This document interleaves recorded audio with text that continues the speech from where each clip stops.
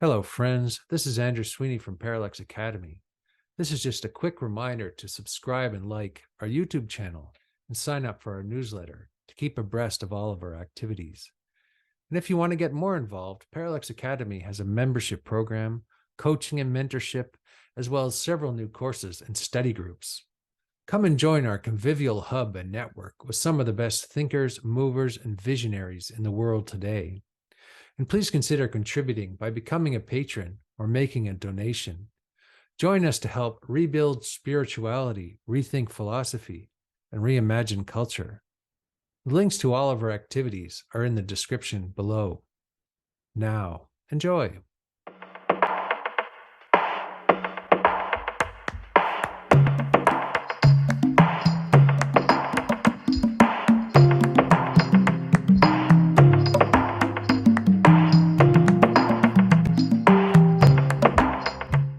Okay, so welcome OG Rose, the two-headed monster of philosophy. We could bring the other three kids and be like a five-headed monster. That would be fun. So some of the most interesting, philosophers out there in the YouTube Twilight Zone. So I'm happy to talk to you, and I asked you guys to come and talk about the hot topic today, which is machines and AI.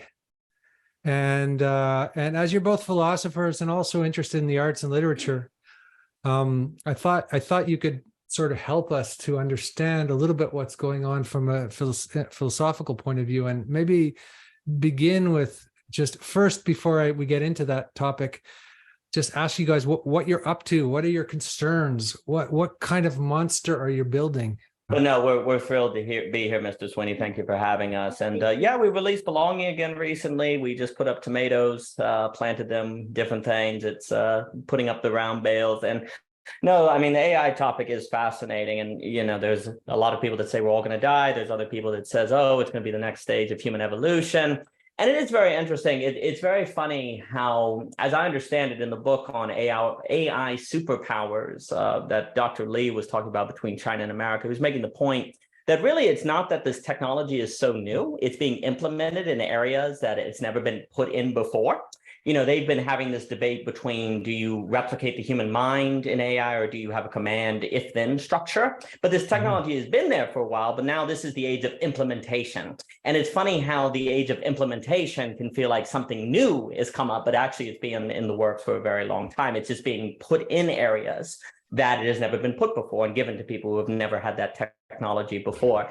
So the first thing to realize is that it's not so much that there are new breakthroughs happening every single day with AI, but that it's being applied in new areas. And it's making us confront something about intelligence that we may not have been familiar with before, as in how much of our memory is actually just memorization or bringing together things that's not necessarily creative.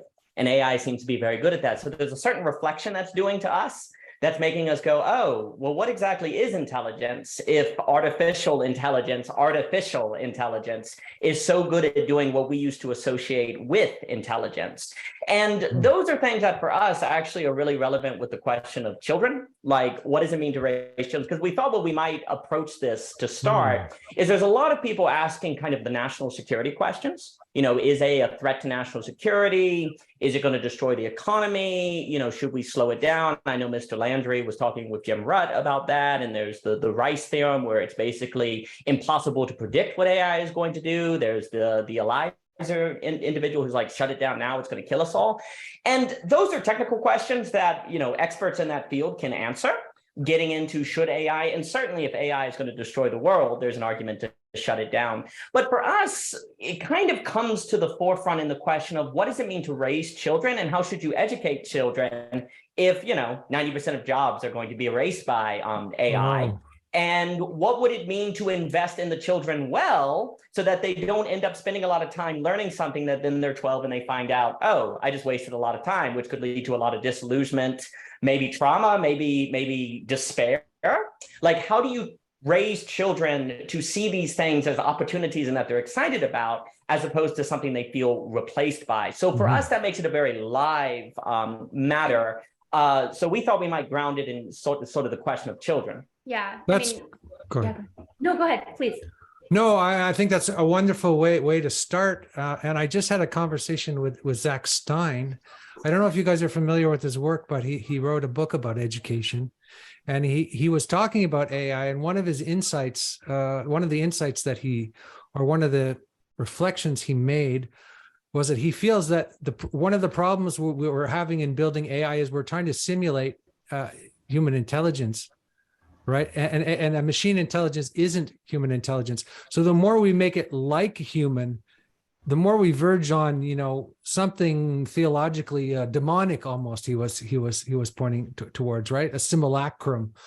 So I think that relates to, well, it certainly relates to education and what is a child and how do we treat children. And again, we're going to do a series called Tools for Conviviality, which explores the work of Ivan Illich in the fall, which again, so this is really a passionate subject for me personally.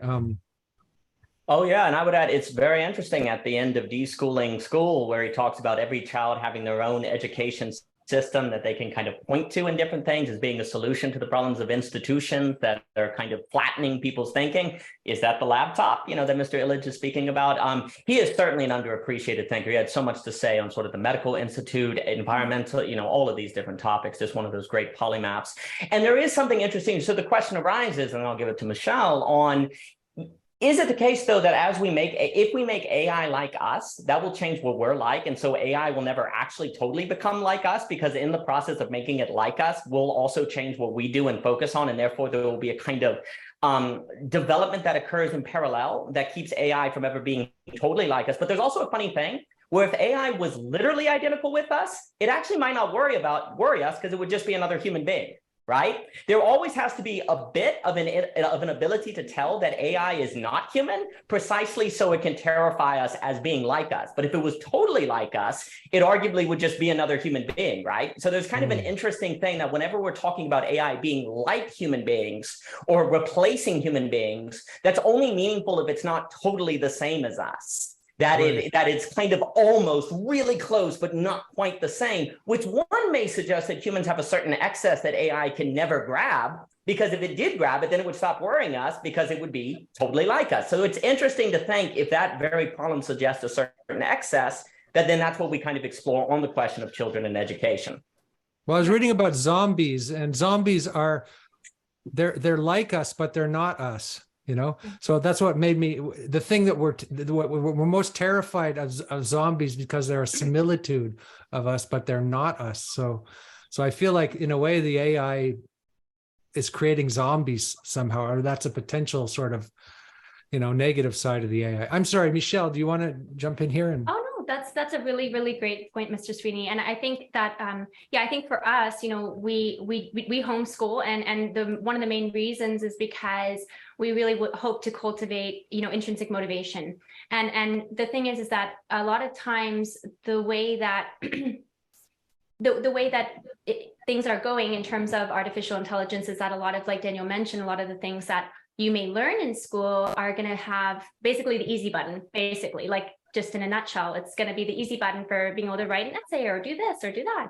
And so instead of it just being about like tasks that you have to sort of for extrinsic motivation, that does have a purpose, but instead of it solely being for that, and actually Zach Stein brought that up too in your talk, which is really wonderful. It's going to, I think a lot of what we need to start to cultivate to be able to use AI for good, and like as a tool that doesn't then like, we don't become, we don't get used by it, but we use it, is to cultivate the intrinsic motivation. And that is the number one reason why we homeschool. But that also means that that's like, that does take our investment and our decision to do that. And so, but it is very like salient and relevant for us because, we're kind of boots on the ground trying to do alternatives, because we do see that there's some concerns for the future. Like there's going to be a lot of change, and hopefully, like, because of what's, the the thought is that with the new technology and what AI can do and what access and what abilities that gives people, it could maybe actually help to reform things, because it will suddenly be like, wait, we may be irrelevant now because essentially everything we're teaching people can just do with an easy button. So what does that say about our institution? And the thing is that like an institution can either fight it and just be like, no, you're not allowed to use that. Like, no, you can't do that. Or you could say, well, how do we start to use it in a way that's like smart and interesting? But a lot of that has to do with your own ideas, like your own ideas that you would want to do anyway, you know? So a lot of it is like, I think for us, it's actually very much like a daily part of our lives in terms of just how we sort of, again, cultivate learning and education.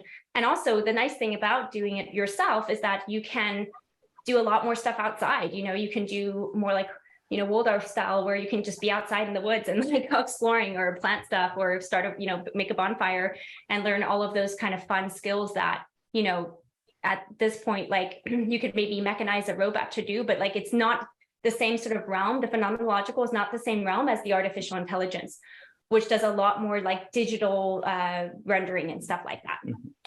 Yeah, and I think it should be interesting to note, I think what's fascinating to me when an adult looks at AI and sees that AI can say instantly build a video game, or maybe audio, it could spell check your word, right? There can be the feeling of, oh man, I went through all these years of school to learn how to spell, and now look, it was a waste of time, or can do all this math, right? So there's a feeling that AI is kind of reaching back in time and making it to where you wasted time and you felt, and it didn't feel like you, at the time, it feels like you're kind of cheated almost, like you did all this work and it doesn't even matter. Right. And so when you look at AI, you can kind of project a little bit of resentment on it. But what's so fascinating with kids is when they see it, or at least in our experience, and this is all anecdotal, we're not making any claim about all children or anything. It's interesting is because they don't have that feeling that AI reached back in time and rendered a lot of their time meaningless. It's just exciting. It's like, oh my gosh, it can instantly solve math. Oh my gosh, I can instantly make a game. And the other thing that's interesting is suddenly there's a massive premium on imagination, because what is the main, if you have an idea for a novel, what's the main thing that gets in the way of the existence of that novel? The skill to write the novel, right? And a lot of writers will go, oh, I have one really good idea, and then they have the skill and so on and so forth. Well, now there's going to be so much of an emphasis because the AI is going to remove the barrier of the skill, for good and for bad. All of this is trade-off. Neil Postman makes very clear that every technology is trade-offs, right? But it's interesting where with kids, there's like suddenly like a real emphasis on this realization that they can make, again, like Haven likes to code, for example, right? With Scratch and all these different things. So he spends so much time Python and coming up with ideas, right? There's sometimes it's kind of interesting, you know, when we talk about AI, I think a lot of categories get confused. Like, so for example, we'll talk about AI, then we'll talk about overuse of social media, then we'll talk about robots, and they all kind of get blurred under an umbrella when they're actually different, right? Like the question of should AI be able to operate robots autonomously seems quite different from the question of should there be ChatGPT, right? Now, if you say, well, there's a trajectory because of game theory dynamics where if you do it's going to eventually lead to that. Okay, that's a fair argument. And that's where you get into national security. But there are, you know, national security concerns, economic and so on. But there still are distinctions that have to be maintained at the time. You know, Hegel always wants us to emphasize the now, the immediate. And I think there's a lot of truth to that, not because you shouldn't think the future, but you should always be careful to just have the future be a multiplication of the current situation. Right? Where you say, oh, because like, for example, Michelle and I were talking about this last night. Like right now we go, oh, all these kids are addicted to TikTok, right? And if we had AI, it's going to be super good at capturing them. Therefore, they're going to be ultra addicted. So you assume, oh, it's going to be the apocalypse. Well, yes, but also everyone will know at that point that if they get on TikTok, that the AI is going to almost instantly capture them. There's no plausible deniability. So it's very possible, whereas now people are like, oh, no, I'm not captured by TikTok. I can use it. In like a year, it will be undeniable. So everyone may actually stop using TikTok precisely because they know the AI has optimized it so much, right? There's actually an irony where AI might kill a lot of the internet precisely because if you know every video might be a deep fake, every single article might be fake or manipulated, then you can't trust any of it. And so there could be an irony that happens where the AI that is supposed to make the internet ubiquitous could actually render it to where a lot of people are like, I'm not going to watch any of this because it's all just trying to capture me. It could have a ironic negation that could go on. But the main point too, that what you see is with kids, it's not so simple where, say, the computer just captures them with dopamine. It could be a dialectic between, oh my gosh, I can create a game that inspires me to be imaginative. Oh, I create a game because the skill barrier is down, and now it actually can generate imagination. So it just depends on the use. Like with the kids, if they're going to use the computer, it has to be something hands-on more so very often, right? Like a skill thing, and then it feels like a tool. So it's interesting here to where it seems so much dependent on how you use the tool, right? Like if you take a hammer and you hit your hand with it, that's not a very good use, but if you use it to build a house, it can be valuable. Yeah, when you were talking, there's a lot there. One big insight, one big thought I had as you were speaking, it's like, oh, this is going to make obsolete the industrial age in a sense, right? Everything that was created in the industrial age, like, all this addition and all this math that people had to do mechanically and all this sort of very mechanical kinds of actions and behaviors. Maybe the good news is, okay, this is obsolete. It's transparent, that it's a machine that can do it. So now we can go and dig in the earth a little bit. So that's very nice. That's a nice thought at any rate, although we don't want to probably lose sight of the dangers as well. Yeah, no, I think that's very true and very good. And I think that the silver lining, of course, there's always going to be good and bad, is the fact that it could actually free us up to be more human, really, ultimately, because it could potentially take all of the mechanized things and do that. And it does it better than us. That's okay. We were not meant to be machines anyway. And so we can sort of cultivate more of the, like just really getting tied into the land, climbing trees, doing creative things and artistic things, or, reading more. I mean, the thing is, like, a lot of times artists and people on genuine philosophical journeys, they already know what it's like to do stuff that people are like, well, you don't have to do that. A lot of us are going to have to be in that position, I think, with AI now. Like, it's going to, because a lot of it's like, well, you don't have to do that. Like, AI could do that for you, and it's like, well, no, I want to do it. That's it. and being able to have that existential choice of doing it and being able to, like, learn to be okay with doing stuff you don't have to do is going to be a big thing, I think. Well, that's why for us, motivation is basically primary. Yeah. Like, because, for example, like, there's a lot of talk, and I have no problem with emphasis on meaning or the need to return to meaning or regaining meaning. But the issue is, like, the high majority of people still believe in God, right? Like, so they believe rather they should or shouldn't, and that's a different matter. But the majority of, say, Americans believe in God. So they believe the universe is meaningful, right? And yet they still have mental health problems. They still have family problems. They still have libido, different things like that, right? And a lot of what you will see is that people can believe the universe is meaningful and not have motivation to do things, or what's the point? Because the AI can do it, or what's the point? Nobody's going to read the novel, right? Really, what seems to me is meaning can lead to motivation, but not necessarily. Whereas if you are intrinsically motivated to do something, that means you find meaning in it. Otherwise, you would not be doing. Like, motivation will give you meaning, but meaning won't necessarily also give you motivation. It depends on what you mean by meaning. Meaning is a very heavy term. It can mean a lot of things to a lot of people. And I'm not making any critiques of anyone in the liminal space, because everyone means different things by that term. But the point is that, like, in some respects, we talk about this a lot. It kind of seems like the meaning of life is intrinsic motivation, because if you're intrinsically motivated, life has meaning. Right. That makes total sense to me, that the meaning of life is intrinsic motivation.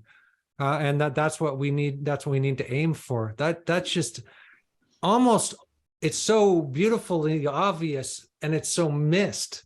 Like, when I went to school, I was also thinking of my personal experience when you're speaking.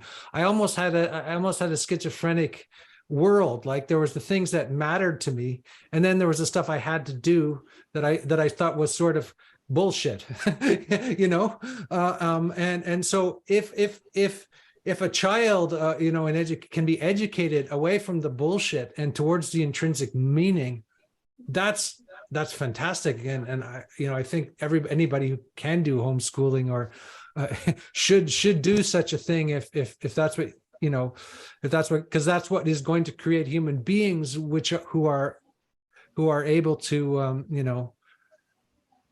live in the world.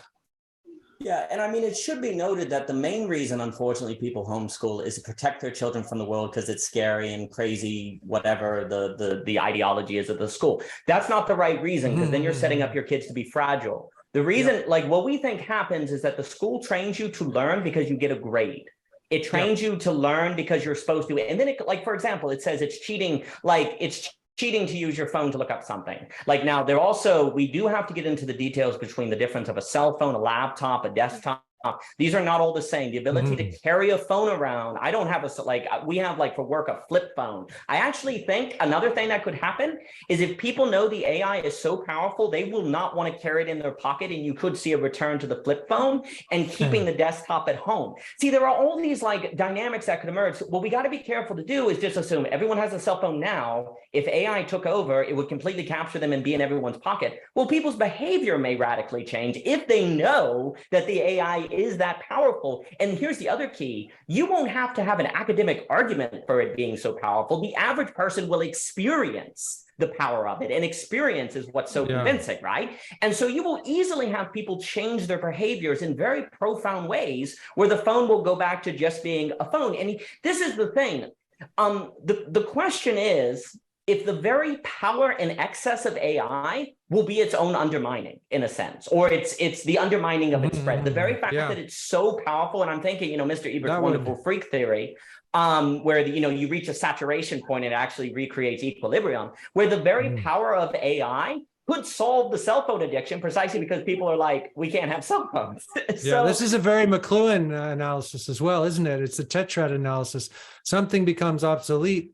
Something is enhanced and something becomes obsolete, and then there's a flip. He talks about the flip, right? How we, it becomes so saturated and it becomes so toxic that it becomes transparent that this is pure evil and let's do something else, right? Yeah. Oh, I think that's a brilliant connection. Yeah, no, that's really wonderful. And I mean, I think too, just like to Daniel's point on the specificity, like it's, there's ways in which you can, it's interesting because we have a lot more agency than we sometimes give ourselves credit for. I think actually cultivating intrinsic motivation helps to understand that agency. The fact of the matter though is agency always means responsibility, and that's scary. So that's why we sometimes just kind of want to believe we don't have it, but we actually do, so that we could create our own parameters with technology so that we can kind of use it for the best and then like leave it for the bad that it is. Like don't engage with it in the bad that it is, but engage with it in the ways that it is good and positive. And I think that like it's interesting because like we have the ability to, I mean, when children are very young, you're the one setting those parameters and those like boundaries for them. But I think if they understand like it as a tool, then it's really neat to see how it can be used for a lot of really cool things, generative things, and I think just really quick to Daniel's point, I wanted to just reiterate what he was saying, where kids just like, they just encounter it, they're like, wow, that's so cool. They don't think about the fact that it's like, oh, I'm not doing all this other stuff because I can suddenly just do it so quickly like this. And so that's a really big point, because if we think about it from a child's mind, we can start to sort of see it for maybe some of the potential good of it. But at the same time, like you don't just, I mean, I personally do have obviously my strong reservations for just like all getting sucked into like some metaverse or something.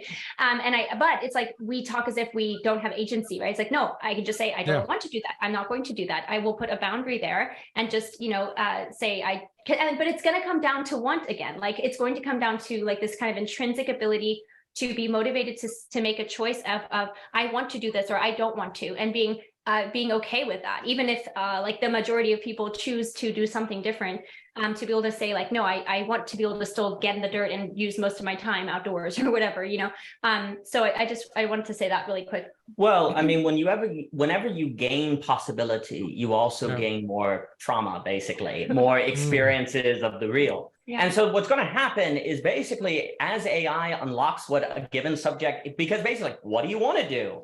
Well, that's terrifying to ask yourself, right? Because then who am I? Why do I want them? And I bad to want that, and so on and so forth. So a lot of, say, therapy work, trauma work, spaces like this to talk about ideas, that's going to also gain a premium. The other thing that's going to be very important, I think, like I was talking to Mr. Jacob Kashir about this and Emilio at SenseSpace. I love Jacob.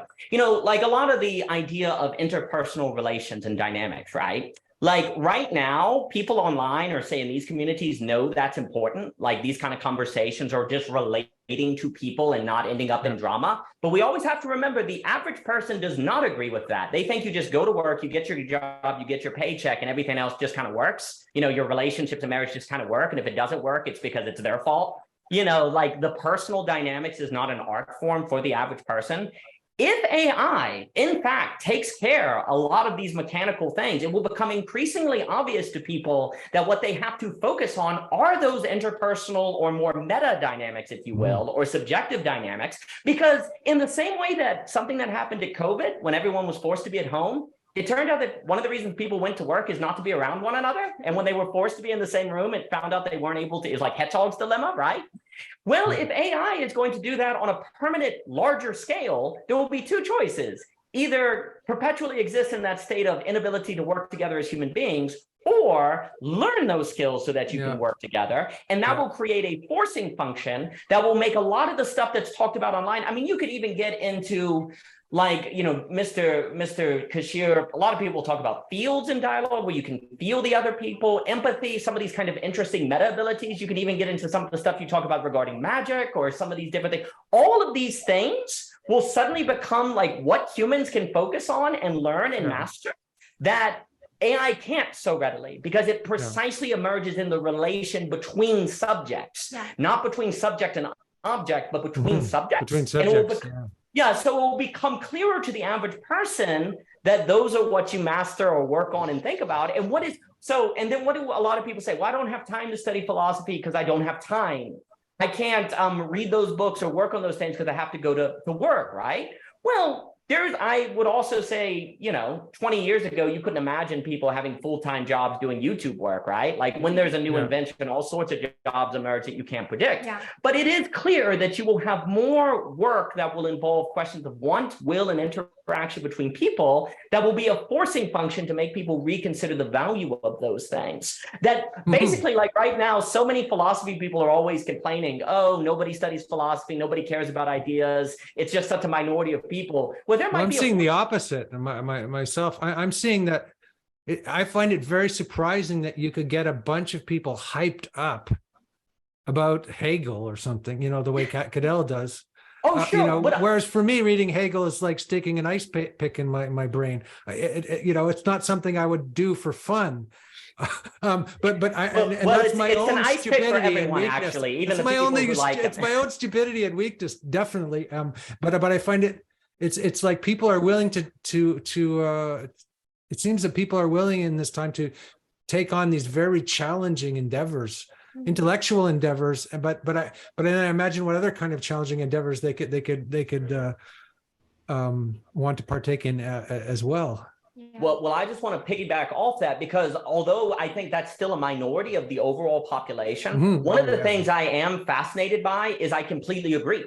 Like you would think I actually think people are reading more books now than in the past, precisely because they can see, oh, I can read this and then talk to people about it because of Zoom and because of the internet. And you would have thought that YouTube erased reading when arguably it may be enhancing it. And those are the things that AI may do that we don't realize, that actually suddenly people are more interested in ideas and culture and all of these different things, and live music versus recorded music and jazz improvisation and comedy shows, precisely because now that's the real, you know, that is human. Also, we're doing this not for money, which is kind of interesting. And we're not doing this for a degree or any kind of, you know, there is a way in which there's a hierarchy of attention where, you know, we want to capture people's attention, and we're kind of like hoping that maybe some money will just like fall on our head because we're so good at what we do. But that's not the intrinsic motivation. Correct. Which is kind of interesting as well, right? That motivation is secondary. Well, what's interesting is the technology seemed to have opened up avenues for people to do things like, it doesn't cost us money either to say, have this conversation, right? So more avenues are opening. I mean, we have to pay for the internet bill, but minimum, like it's deflationary and different things. But what is ending up happening is there are technologies that are emerging that are making it more the case for more people, given their economic circumstance, to do things that they want to do but couldn't do otherwise, such as talk about philosophy. If you liked philosophy 30 years ago, you basically had to go to a college or had to find a reading group. And how can you find that? What are the chances of finding 10 people in Rustburg, Virginia, who want to talk about Heidegger? Very low. So you go to a college, but then it was very expensive. And then you go there and it turns out the professor is burnt out and doesn't really like what they do anyway, right? So you're getting more opportunity for plugging in intrinsic motivation. Plugging into the guys like you who are on fire with this stuff. rather than people who are doing this because they have tenure or because they just because it's a job. That's amazing. Like, because that means that the people who actually have the talent are the ones that are going to win the game on some level, or actually have the, not just talent, but I guess creative fire. Yeah, I mean, I think that fire is well, thank you for your kind words. I think the fire is something we can all appreciate, right? We can all, like, when you experience that, it's enlivening, right? And it's a beautiful thing we can share, and we fan each other's flames. Like, that fire is something that is, to me, the kind of the symbol in many ways. Though there are some cool symbols to think about when it comes to intrinsic motivation, nature's self-propelling wheel, things like that. But the fire is a big one, and you do have to kind of keep feeding it, though. Like, that, you do have to believe enough in it, to feed that fire. And a lot of it is like, you're feeding it yourself, your time, like Coach Jeff will say, like, time is man. And it's like, you give it your time, right? Like, you give it your time because you actually care about it. It matters to you. And I think that, I was thinking too about this idea of, this idea of becoming obsolete. Like, the other thing too is I think a lot about children, like their tactile desire, like they love playing with like Play-Doh and getting messy. They love like paint and all of this. And it's like, the thing is that there can be some really nice ease functions that as adults we're like, as adults we think about, we like want, it's funny, we kind of fall into convenience, but for children, like, what do you mean convenience? What do you mean time saving? Like, they want to do like a lot of times their explorative play and their creation and even their work is like sometimes the long way, right? Like, it's the detour, it's and all of that. So I think, they might be like, that's like kind of cool. They might be like, oh, that's cool, I can like instantaneously generate something, but then they'll still want to be like, and it might make them even more be like, but I want to like feel the paints. Like, how do you make paint? And, and when they ask all these questions, it's really important to really acknowledge them and look at them and say, like, that's a really cool. Yeah, I don't know. Like, let's like explore, let's make charcoal out of sticks by burning them and stuff like that. So the tactile drive that we have as humans is not going to be able to be satisfied in the digital smooth surface. It's and I think like we have to kind of trust that in us as humans to know that is something that I think will always keep us, human, and also like be able to still feed and like have the phenomenological things thrive about us. So I just wanted to add that really quick. Well, that's a really interesting point, because now I'm thinking, when I use the word pleasure, and we're talking with a bunch of adults, the first thing that comes to mind is like sex, drugs, and like like passive, like just consumption. But pleasure for kids looks like building a fort. Pleasure for kids looks like going in the woods and collecting acorns. And maybe one of the issues is because of the system that cultivates you and habituates you to extrinsic motivation. Maybe we become very unsophisticated in our pleasure. Whereas almost as a way where children are more sophisticated in pleasure, where they're like, we enjoy, like the kids were making a fake beach outside with like, they made like, they made like a water molecule. They made like, they had the water kingdoms, and so like they each had like a kiddie pool, but it was like all collected with this like water table. But they made like it was ultimately a water molecule because like 2 hydrogen, 1 oxygen. So like they had created this, but each of them had their own little pool that was their water kingdom. Yeah, and what's interesting is how kids these find little kingdoms. Yeah, It's fine. My child was like looking at a snail. He could just look at a snail and then I start to look at the snail too, because if you realize the miraculousness of that, miniature creature and the mystery of it and all that is the child, what the child could see. And I guess the fire that we need to cultivate as adults is to keep that sort of spirit alive in us. Yeah, and what's interesting is, I guess the million-dollar question is, does everyone have intrinsic motivation to start, and some lose it and some keep it? Or is it something that you gain? Is it genetic? Is it nurture? You know, there's that, and that is a live question, actually. However, from experience, it does seem as if the majority of children do in fact want to build tents, like just on their own, that there seems to be, maybe not equally. I mean, this would be, I guess you'd have to study this in a child psychology way, but like there does seem to be a movement from starting off more intrinsically motivated than not, to then as you get older, becoming more extrinsically motivated. And there are reasons for that, but maybe a lot of the reasons is because we have to do a lot of the stuff that AI might start doing, right? And then that means we could maybe maintain the intrinsic motivation more naturally. Because what is it like? Is it Van Gogh who says that all he did was stay as a child? Basically, he's like, some people like, you know, everyone starts as a child. I just stayed as one. And there's a lot of artists that have that sentiment. And then you have this all important distinction based on Nietzsche between childlike and childish. Yes. And it would seem really important to be childlike. And basically the thing that, now the reason why childlike is just enthusiasm, right? You know, the meaning of that is with God, right? You have enthusiasm for, I think that's what is, you know, intrinsic motivation, in a sense. And so that's what the great artist has, right? He doesn't lose himself to becoming what Gurdjieff called mechanical man, just going through the motions.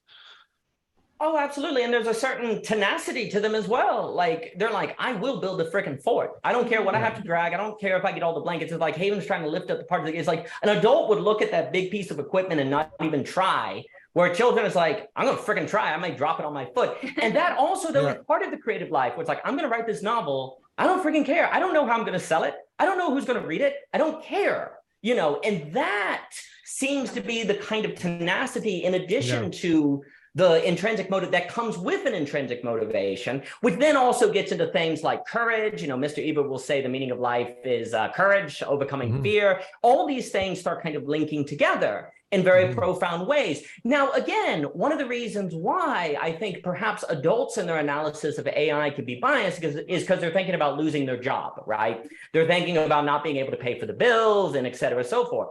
And that's all very, very valid, but that's an economic pricing problem. Like, we have to figure out how to price and like invest. Like, that gets into stuff like the great Anthony at Intrinsic Research Co., Intrinsic Macro. We talk a lot about pricing mechanisms in digital assets. That's not an advertisement model. That's a whole different question. But you see, it's important to realize that the analysis of what AI is all tainted by also economic concerns, which are actually separate categories of activity. That's what's kind of happening. All the categories are conflating, which of course in life they do come together. So that has to be considered. But I think to get a good analysis, you have to pull each one apart, look at it, put it back together. There is no doubt that the current pricing mechanism system and the current employing model is not adequate for an AI system, right?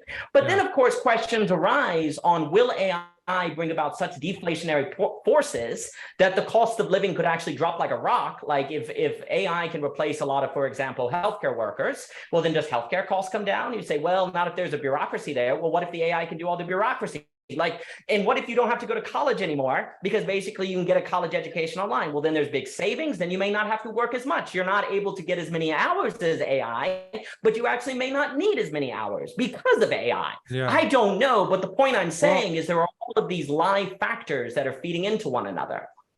This brings me back to Ivan Illich and Medical Nemesis, right? Because one of his major points was that we have all these medically created problems, and that many of our solutions to everything are counterproductive. Yes. So and we certainly saw that in COVID, I think, and you know, counterproductivity. So that maybe if some of the AI machines can solve that counterproductivity, that's another, you know, utopian possibility, I guess. Oh, well, I'll just note, one of the things that we were just talking about the other day at the Net is citation culture, where everyone thinks merely by citing who said what and who said what. And the smartest person is who can make the best citations. And basically in college, you're taught you're not allowed to think for yourself. You have to cite what someone else said. Well, guess what? AI is going to be way better at citing than any human being can ever do. And so if intelligence equals citation, then intelligence is not intelligent. The form of actual human intelligence will be able to think live. And what we saw at COVID is ultimately, if all anyone can do is cite their sources, then you eventually get the donkey between two evenly piled, the old story, Birkin's donkey, where you have a donkey and it can't make a rational decision, and so it dies. Because the piles. So likewise, you have your, authority. I have my authority, and and then at the end they were like, with COVID, it's like, but at the end of the day, make your own decision based on your own risk assessment. I just went through an education system that said thinking for myself is wrong. I have to cite an authority. I can't make a decision at the end of the day because the authorities didn't tell me that I can make a decision, what decision to make. So what you saw with COVID is the consequences of a purely citation-based education eventually leading you to a place where all anyone can do is cite their authorities. And that's part of what's like basically destroying the soul democracy, right? Is citation thinking.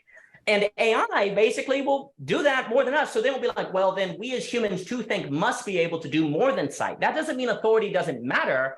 That doesn't mean it won't have a role, but it will make it clear that the last piece of that puzzle has to be the human decision-making possibility that cannot be replaced by citation, of which gets you out of the Berkey and donkey situation. And then we'll have to cultivate our own ability to make decisions. But that's existential and scary. That gets back to what you were saying. Like, what do existential I think? And scary. Yeah. So it is sort of it is really always comes down to a choice on some level. Like choice is the essence here. Like, what are you going to do with your life? It's like we want to outsource everything to machines or to other people's ideas, but we have to make these profound decisions on how we're going to live. Yeah, that's all really good. I like the counterproductive point a lot. And I think like I had a really great talk with this poet named Caroline Home, and we were talking about motherhood and creativity, but we were talking about how sometimes like, you get some technology, and my big word plate is that we often trade convenience. We trade convening for convenience, right? We lose out on the convening together, the communing together, because we have this convenience. And don't get me wrong, we can't just extricate all of our conveniences away, nor would we necessarily want to do that. But we have to look at what is lost with that gain, right? And women used to all come to the river to wash their clothes, and now suddenly in an instance with a wash machine, that sense of coming together and community, like they all got their own wash machine and they don't have that now. Like, so the thing that actually brought a lot of comfort in encouraging each other, or, like sharing their stories, or like getting advice from each other, that was actually the real comfort. So it's ironic because the technology that brings the ease and comfort takes away your ease and comfort. And that's the irony that often can happen. That's the kind of atomizes people, doesn't it? It does. It destroys community and destroys connections between each other. Yeah, absolutely. And I think though, if I'm thinking about, again, from the childlike perspective, like the thing that could possibly be beneficial to think about it is that instead of it being so caught up in the fear, though, again, I understand where that's coming from, and I felt it myself regarding technology, especially when COVID was happening. I was a complete, just so much anxiety around like technological control and governance and stuff like that. But I think that for children, they don't often really think about it that way, often because they're also not hearing all of the types of thinking, they're not like reading different people's thoughts about what's going to happen or what's going to happen in 20 whatever year. So for them, they can also see it a little bit more like in a good way, being flippant toward it, like almost like, oh, well, that's silly. Because, for example, for children, it's not about it being easy. We talked about that, right? Like they don't do it to be time efficient. They do it because they literally do it because they want to do it. And you see this from such a young age where the children are just they want to do it. They're like, let me help. I want to help. I would like to do this. I want to do that. They want to get involved. They want to do it, even if like they might make a mess or whatever. They're not about ease and time efficiency. They're about actually doing it. So for them, it's not about it being easy. It's about actually doing the thing. And so I guess why I bring that up is that, basically for them, it could almost be like what's the big deal about this big offer of AI doing everything? Like, we don't want you to do it for us. We just want to do it ourselves. So I think there's something kind of like neat about the ability for them to be able to see it, less steeped in fear and the concerns about what it may do, and more so like, why would we ever do that anyway? But that comes down again to a choice, and that cultivation of why you would make that choice over just utilizing the easy button, So anyways, I just want to add it's that. because they have a raw appreciation of the phenomenology. Yeah. Like, here's the issue. Like, when we're all utilitarians, basically, which we've all breathed that zeitgeist, whether we want to or not. It's very difficult to escape the point of it. Well, and that almost can be the tyranny of the point. Like, you say, oh, well, the point is cooking cookies and the robot can do it, so get the robot to do it. And you're like, oh, so, that's the point. But you actually lose the phenomenological experience of making cookies, right? And that's what utilitarian, like, just thinking about what's the end, what's the goal, you can miss out on the experience of it. And what children show is that having someone else make you a fort is not the same fort as a fort you make. You literally experience the fort differently if you make it yourself, as opposed to having the fort be made by someone else, right? Now, maybe sometimes you decide it's better to have someone else make it because you don't know how to make it and you don't have the time, but they're not the same phenomenological experience. And actually, what this brings out is what I think is like the critical question in Heidegger between early and late Heidegger. We all know about the standing reserve stuff, like technology turns the River Rhine into potential electricity or whatever. What's very fascinating, though, is later on, and I always find Heidegger particularly wild, because the later Heidegger at one point is like, maybe we should just drop the language of being and just more so talk about clearing and annihilation. Like, what? But at that point, he's like, being is such a loaded term that it's no longer getting at what I wanted to get at. Now, that could get me onto the entire Heidegger topic, which is fascinating. But in his book on poetry, he talks about wine as the unveiling of the being of the grape, and that the technology of wine is actually the fullness of, like, the natural order, whereas which is another way to see technology, isn't it? Where it's that there's something to be revealed within technology, rather than technology is this thing that just moves us automatically through certain activities and behaviors. Well, and this is why Heidegger is not simply anti-technology, because there seems to be a radical difference. I like to say lumber versus wine instead of standing reserve and wine, like lumber versus wine. Like, there is a difference between lumber, which is the reduction of a tree to just an end, but then there's the technology that makes possible wine. And literally he talks as if the grape can never be known as the grape really is unless it's wine. And I think it's also the difference between tool and technology in Heidegger. I'm a little fuzzier on that. Another way I look at this is the difference in Heidegger. There would be a difference, if we want to get really, really strange, between wine that's made on a conveyor belt and the exact same wine made by hand. There would actually be a phenomenological difference between that. Even, here's the funny thing, Heidegger would say, even if they look the same, tasted the same, and you couldn't tell the difference, there would be a difference. And this is why it comes down to choice. It's not just wine, OJ, it's human beings that we're talking about here, mass-produced human beings versus... Oh, sure. Well, that's what it's going to come down to when you get into... I think Francis Fukuyama's best work is when he talks about biogenetics. He's always remembered for his end of history stuff. But when he gets into the bioengineering and different things, and there will be a question, as a kind of thought experience, this would get us down a rabbit trail. If AI gets hooked up with bioengineering, I wonder if you can just ask AI, hey, AI, make human beings that will always be capable of something AI is not capable of. And would that solve the, the reduction of human beings to standing reserve? But no, there is a question between humans as lumber and humans as wine. And children seem to understand that difference very well. Whereas, because it's almost like tasting wine, where you can taste the fine differences between those things. Like, you have to have the ability to kind of sense the difference between the fort you make yourself and the fort made by someone else in the tactile phenomenological experience. And that's something I think we lose as we become adults. I like the analogy of wine as well, because wine has a bitterness to it and an age to it, and it has time to it as well. It's not something that you can produce on demand. So therefore, there's something deep about wine, right? And it's also, it has a danger to it. It can get you intoxicated, but it can also bring forth a fearless activity, and so it's such a beautiful analogy.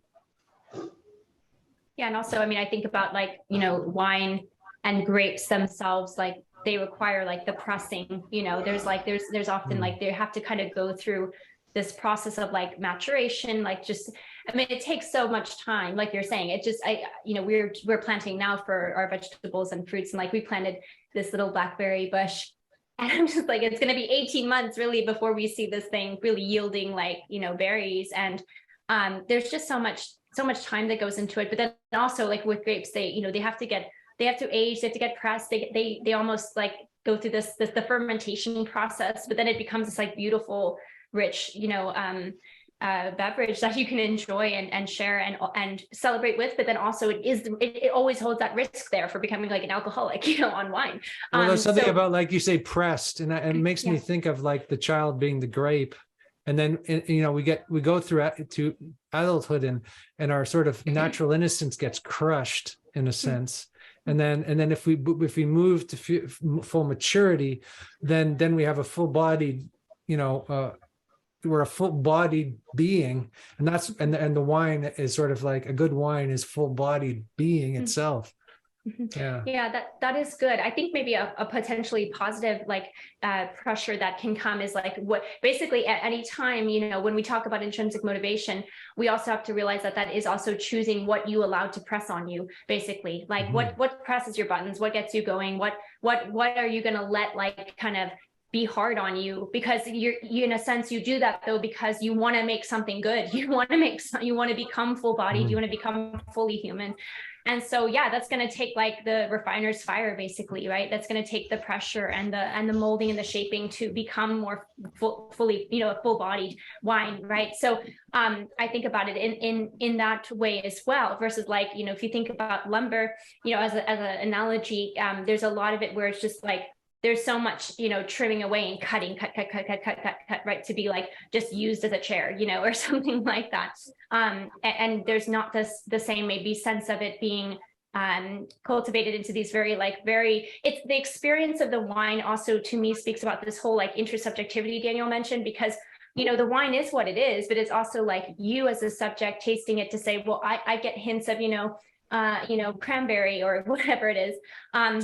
Whereas there's this kind of like, well, anyone and everyone can just sit and use a chair. We know it's a chair. There's something much more like object subject that can occur. I think we can still maybe tap into the subjective experience of the chair and the wood, and woodworking is its own art form. But, I'm just trying to get back to this like analogy of it being like lumber as a standing reserve versus the wine, where it's this very object subject or, objective type of experience versus the wine, which is so much more of subject to subject, or this intersubjectivity, which then literally like you create the, just like Petit Verdot because of those particular flavors, like in that particular grape. And this is like why we define it as this, or it's this type of red blend or whatever. So it's interesting in that way. Well, I mean, so the $1 million question is, does AI turn the world more so into lumber or more so into wine? And does it turn us as human beings more into lumber or more of us into wine? And I think this could, so for example, like when we say, will AI replace human beings?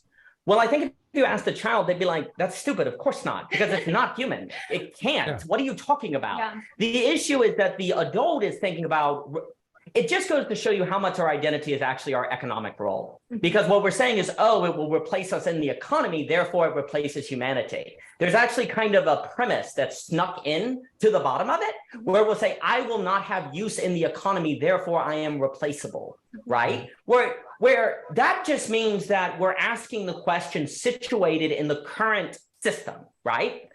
And you see, I think one of the things we always have to remember is that I think from the standpoint of the AI destroying or undermining the system, then it will feel like we're being turned into lumber because we're just being reduced away, right? But the thing is, we have to ask the question of how would we experience AI if those systems weren't there, right? Because a lot of our response to AI is from a place of the trauma caused by those systems that AI may undermine. And therefore, in the future, we may not have that trauma to so respond to AI, right? We're in this weird transition period. And so like, for example, like Mr. Stein, whose work I admire, my gosh, Zach Stein is amazing. On the idea of people looking to say AI as a god or as a guru or looking for different things. Well, a lot of people are looking for a guru like that because they went to school or a system and were oppressed. They never found someone who actually taught them anything. And so they're susceptible to being manipulated because of a trauma, right? Or say their father was never home because he was always at work. And so they feel neglected. And now the AI is their friend. And that's why they're kind of treating it like a parent, right? So you have a question of how people replied to AI from the place of the trauma caused by these systems, and then later on, how people reply to AI when those systems will not be the same, thus won't be causing the same trauma, and therefore will have a different relation to them. And those are the things that we have to kind of look at, because, and that's why I'm interested in the difference between how the adult responds to AI and how the child responds to AI, because the adult is responding from traumas, where the child is probably not as traumatized yet. Obviously many children go through many different things, and it's just very interesting where unhealthy attachment to the AI that a lot of people are worried about, and like the TikTok stuff is examples of unhealthy relationship, but that might be because kids are supposed to be at school for 8 hours a day, bored out of their mind, forced to do something they want, stressed out of their mind. Like, this is the thing. School stresses these people. And this is the TikTok is actually the more creative part. It's the thing that's turning them on and exciting them. That's exactly right. Making them feel alive. Yeah, that's right. Like, so many of these computer addictions are like, they go to school, they're around all their friends, and they're not allowed to talk to them because they're forced to be in the freaking desk learning something that they don't want to be learning. And so from that traumatic experience, you then have an addiction to social media where you're staying up all night to get that connection that you were denied during school. So we always have to think about these relations with technology from the place of from within the trauma that the current system causes, and then later after AI may have changed the system so those same traumas are not there. And we can't let we just have to keep those separate in our analysis. I'm not saying that one is better than the other, but those can be conflated together, and they're different. That we have. I think you could go even deeper than that and talk about you say trauma, but we could also talk about the human condition. Birth trauma, just the fact that that we are born into this world, and we become we become mechanical, and that part of our spiritual quest or task is to find the wine again, or to find that spiritual wine, metaphorically speaking. Well, and I'll just add quickly, I don't know a single person who literally says, I grew up wanting a desk job. They rationalize a desk job because they have to make money to pay bills, right? Well, what if the AI does the desk job? Then you won't have those mechanisms or the need for those mechanisms of rationalization, right? So all these things get tied together in ways, like you say, the mechanicalization of the human. We're like, basically you had to have the mechanicalization of the human being for us to worry about being replaced by AI. It is unimaginable that we have to already be asleep again. This is what Gurdjieff would say, that we're asleep, right? Yeah, we couldn't be replaced otherwise. That is the trauma. Yeah, well, I was thinking too about this idea of feeling replaceable or believing it's interesting because we can feel the tension because of and I think about this, Daniel talked about us being kind of economically captured, which I think that's a lot of it, right? We kind of think about why am I even going to matter if my job can be done for me and all of this, and that's true, and it's very economically tied whether we realize it or not, because our sense of value comes a lot of times from that. But if we think about relationally and sexually, even there's a lot of things that the AI spaces or the internet at large can kind of provide for people that I think maybe it can start to lower the human capital of people can kind of feel a sense of bond relationally, sexually through some sort of just internet creation of their own imagination. And so it's well, that sort of can kind of make us feel threatened and replaceable on that level. But then it's kind of that if we really understood our value in the relational sense, then we would really know that is absurd, right? Because we know that would never be able to be the fullness and the wholeness of an actual human relationship. At the same time, I was reading an article about a man from Japan who married basically a character, she was an anime character, and he married her officially, and he had a program by which he talked to her, and he had a hologram station for her, and that technology, that company went out of business or something like that, and then he lost his ability to talk with her anymore. And that was a very interesting kind of dilemma, right? Because now it's how is he going to communicate with his wife and all of this? But there's also the sort of a sense that he would talk a lot about how he was depressed and suicidal. And then he married this, anime character, and it restored his hope in humanity and in belief in himself. And so there's kind of questions of like, you know, like there can always be good and bad to these things, but I think ultimately, like you do have to kind of understand your own value to understand that you will never be replaceable. And if somebody chooses an AI girlfriend over you or something like that, I'm just making up some random scenario.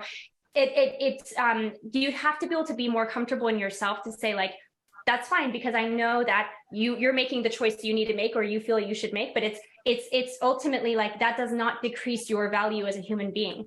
Oh, there's so much to say here. This is so interesting for me. Like, well, because I was thinking firstly of children, you know, and how first they imagine the world and then they inhabit it, right? They imagine doing all these things and they do all this serious play, they do all this fictional activity, they do all these virtual things, right? They live in the world of imagination, right. And that's how they learn to inhabit later on the real, so to speak, right? But I think that's why we read fiction, and that's why we you know need creative things, because we live in virtuality. We create, you know, a lot of the time, and there is a positive virtuality.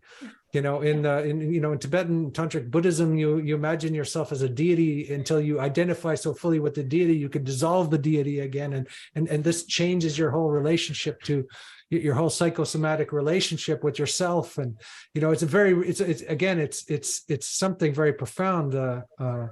So I'm wondering, I'm wondering about the virtuous uses of this technology, if rather than just being completely paranoid about it.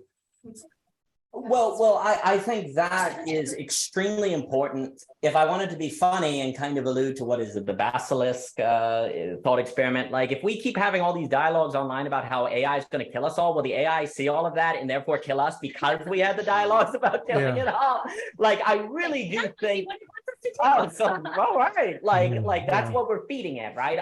And so I actually think it's insanely important for us to have positive narratives. I am not trying to say that AI, there is strong arguments being made that perhaps AI should only be used on maybe an urban system where there are decentralized servers so it can't spread around. There has to be maybe on the electric grid, the ability to shut it all down with an emergency button like that isn't connected to the internet. There are lots of questions about various regulatory measures that might need to be taken, as is indeed should there's so much arguments about the dark pool market on the stock market and unintentional flash trading that could cause, like, if you have the AI get on the market, it could just use options change to basically destroy liquidity in the system, right, because of all the margin calls. Like, those are different questions. No one is overlooking the severity of those questions, in the same way that if we're saying small business can be good, that doesn't mean that there should be no government regulation, right? No one is saying that.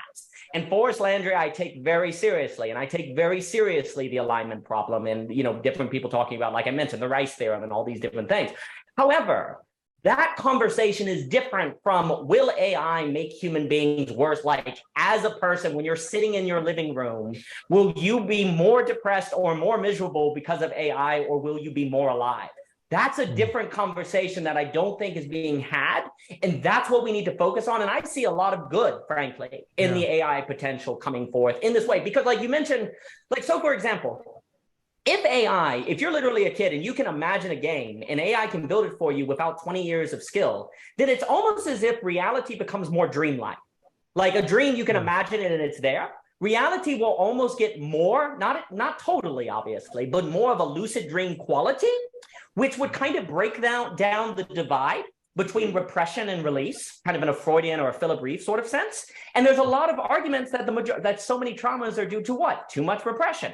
Now, if we also know from Civilization and its Discontents that too much release is traumatic because you're not ready for that freedom and responsibility. But here's the question.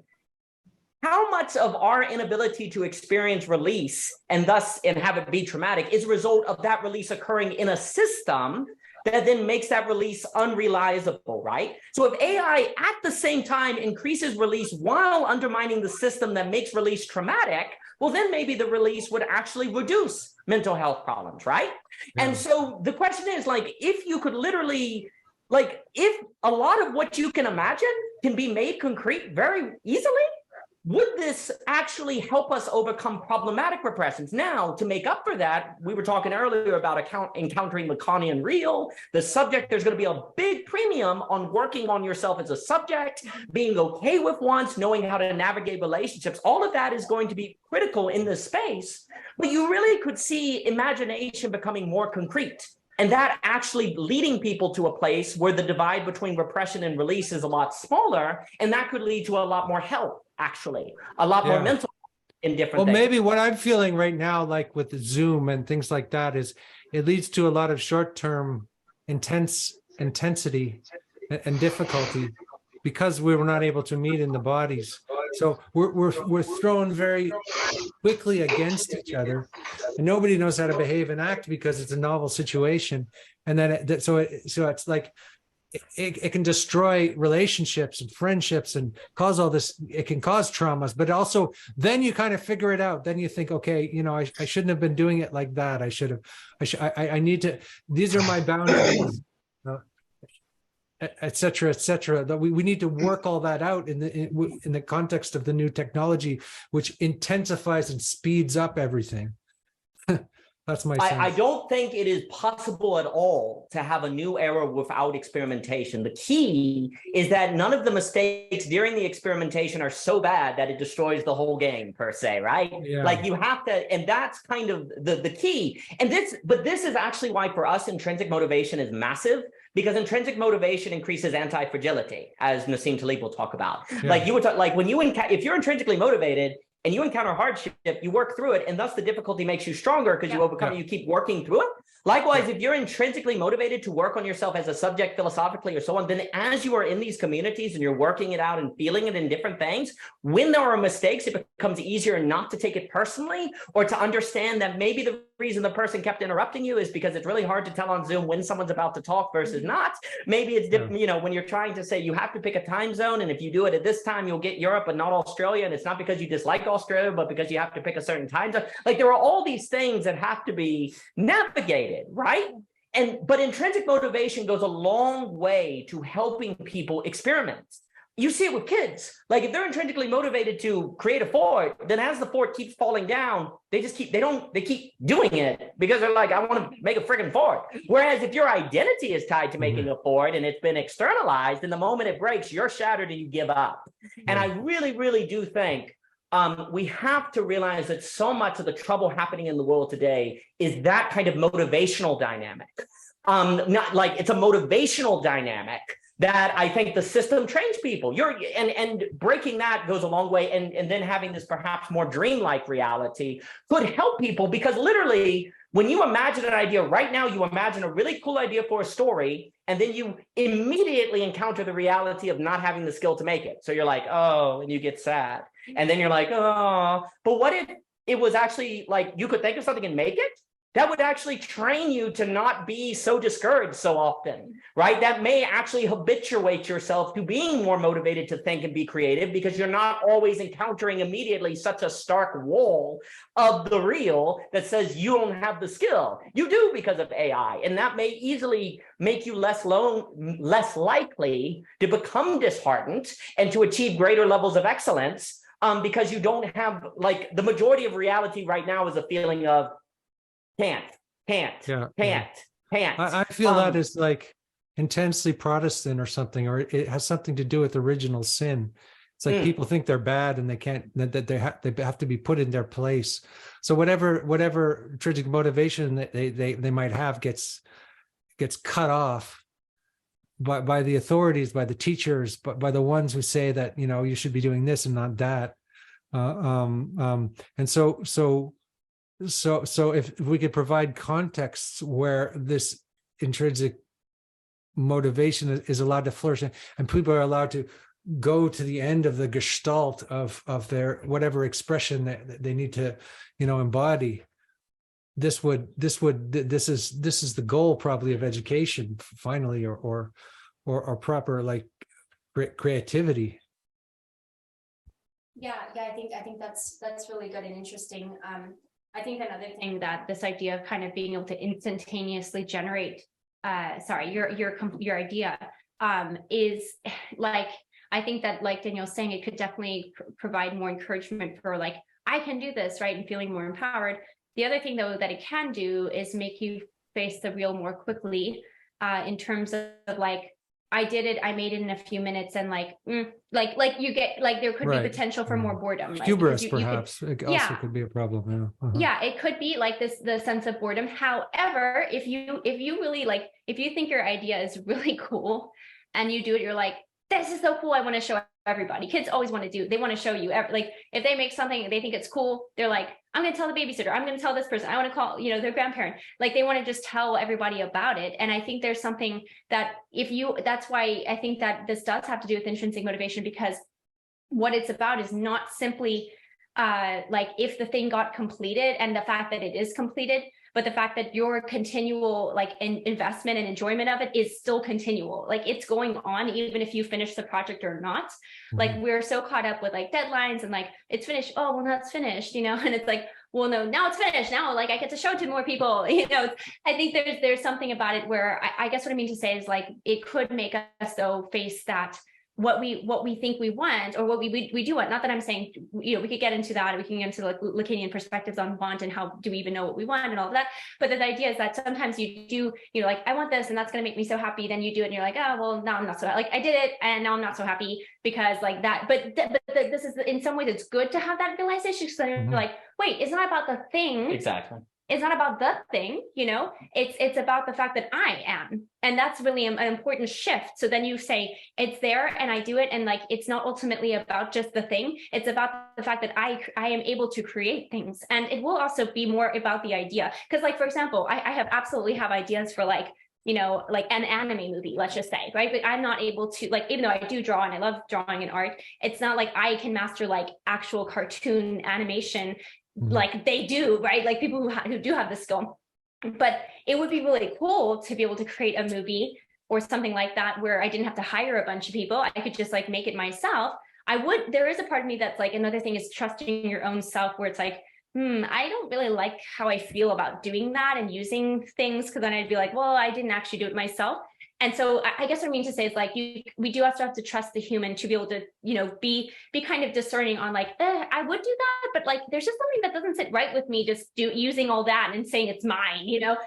So I think like being able to say that humans have this ability, and that's why we sometimes feel this tension place with AI and it being able to render stuff. But the point of the matter is, if I could make this anime movie, right, I'd have to admit that like, no, I didn't do the drawing. Like I didn't do that. I didn't do the music. I didn't do any of that. All I had were the ideas for what the drawing should look like. All I had were the ideas for this plot line. But you could fulfill the technical aspects of your ideas much more easily in that sense.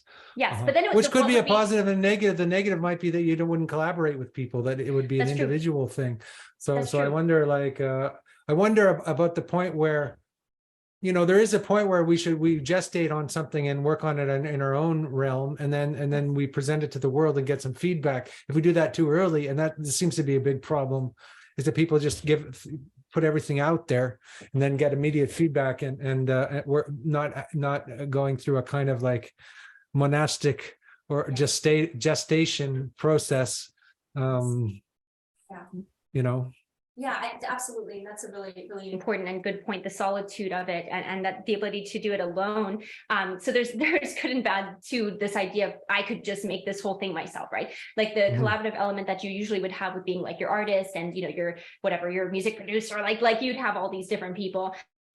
The other thing that was like, people often do feel very frustrated though when they have to rely on other people and like the people don't follow through, and you're like, oh, I thought that's a really good idea, I can't do it myself, and like now I have to rely on people. So there's good and bads to it, but I want to say that like ultimately what it would boil down to is like, do you have an actually good idea? It wouldn't be about like, if you're, you know, like if you're able to, like you would be, everybody kind of, I think, becomes much more like a director, like in the sense that like they're kind of doing the curation of like, what's the aesthetic, what's this, what's that. And that's a very important role. Like we don't devalue the director or anything like that, because they're kind of helping to run the show and coordinate all the things. Now, I think in some ways this can be like, we can just sort of see this as like a modulation of skill sets, right? Our skill just goes in a different direction.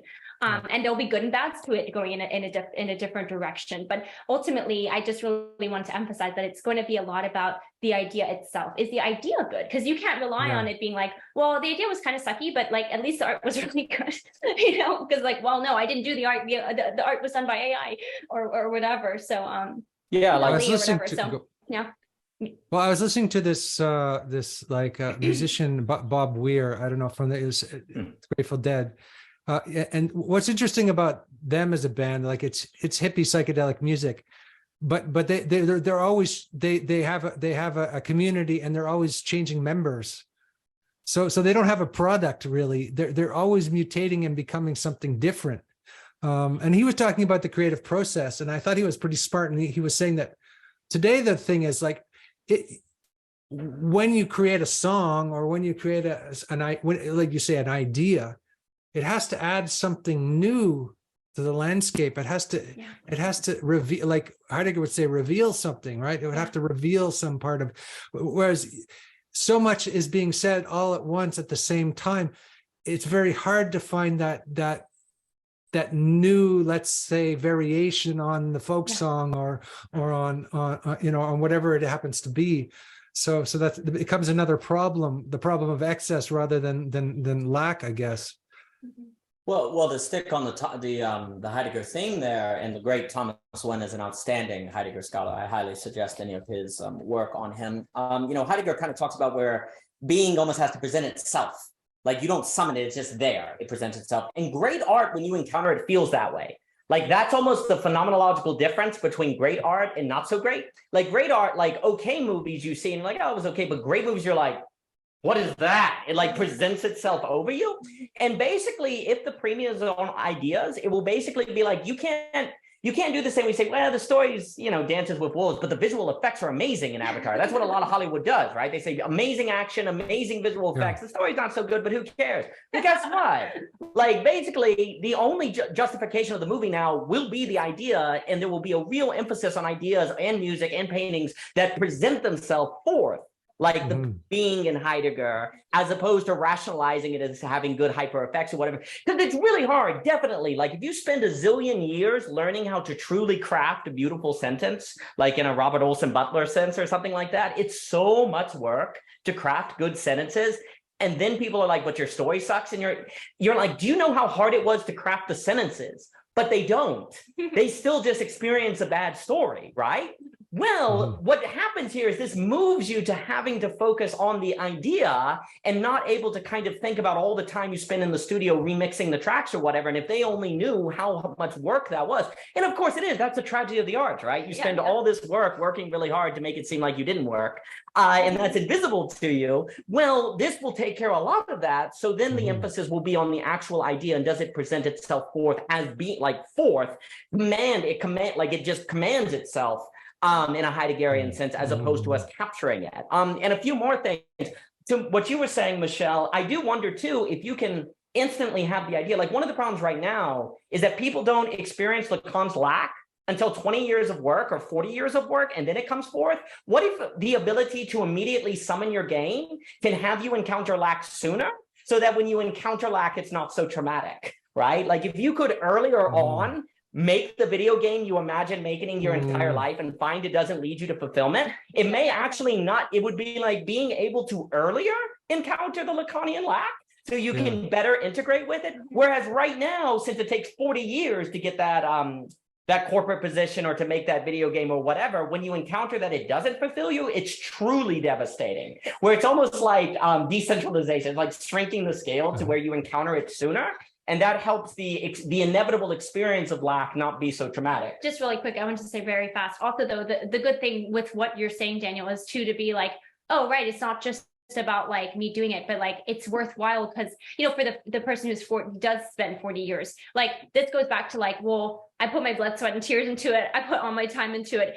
And actually, like you're doing it actually ultimately for yourself, which not in a selfish way, but just from this intrinsic motivation way. Like this, it has to kind of come down to like, oh, I actually want to do it the hard way, because for me, that would be more meaningful. But that also comes from an idea too, right? And that's kind of your choice to say if that is more meaningful. Like for me, like I chose natural birth because for me, I wanted to feel it. I wanted to experience all of it. And I was fortunate enough to be able to do that. So I didn't use like, you know, the epidural or the things to numb me, but that's because I wanted to feel it. And it was meaningful for me to feel it. It was meaningful for me to be like, and it gave me a motivation to get through it because I chose that. And so I guess what I mean to say is like, part of what does seem to make things meaningful for us as human beings is actually the hard stuff, like this, the challenges, the suffering, the hardship that you then like push through.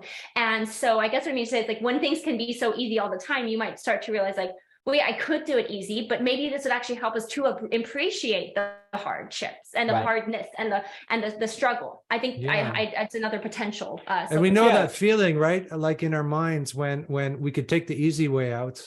And then we decide, okay, no, we're going to do something more difficult because there's something virtuous in that. Yeah. If we could get used to that feeling and are habituated with that feeling, and also like the children who build sandcastles over and over again and just have them washed away, get used to creating and not have a result or a final complete, you know, package.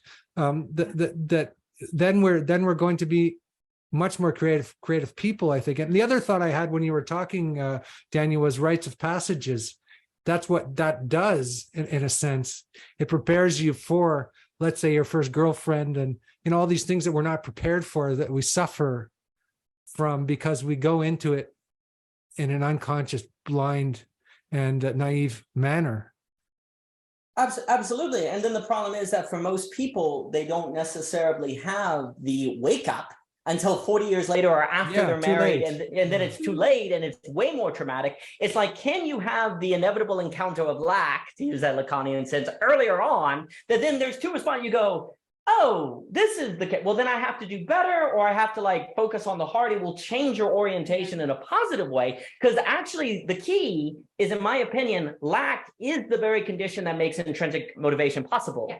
Like if there was no lack, you couldn't be a self-propelling wheel because there wouldn't be any space for the wheel to turn per se, right? Yeah. Like if you know, so there has to, like, the very lack of Lacan, of which most of us experience because of the system as traumatic, suddenly turns into the possibility space of there always being something to do, because there's an incompleteness that you can always attempt to move in.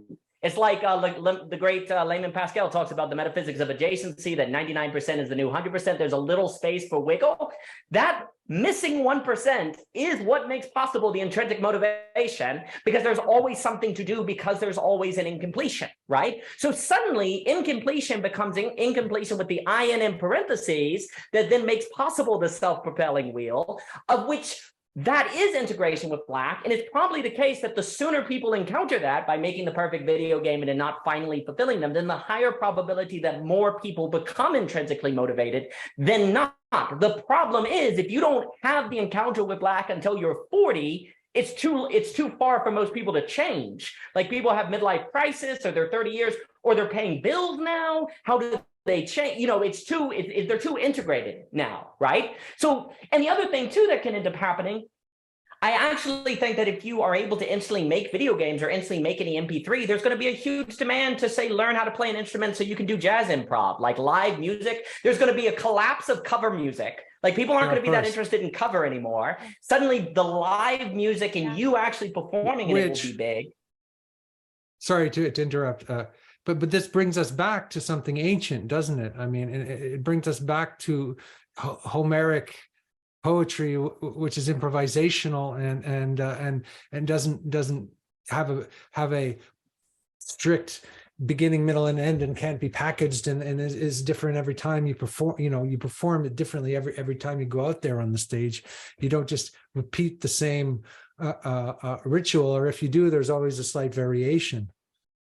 Oh, completely. I think all of that will easily have a return, precisely because the human element of that is undeniable. And here's the key. The phenomenological experience of being with people making improv music is not something AI can give you, because you literally have to participate it to have the excitement of, there's a participatory element, right? Yeah. So and here's the other thing.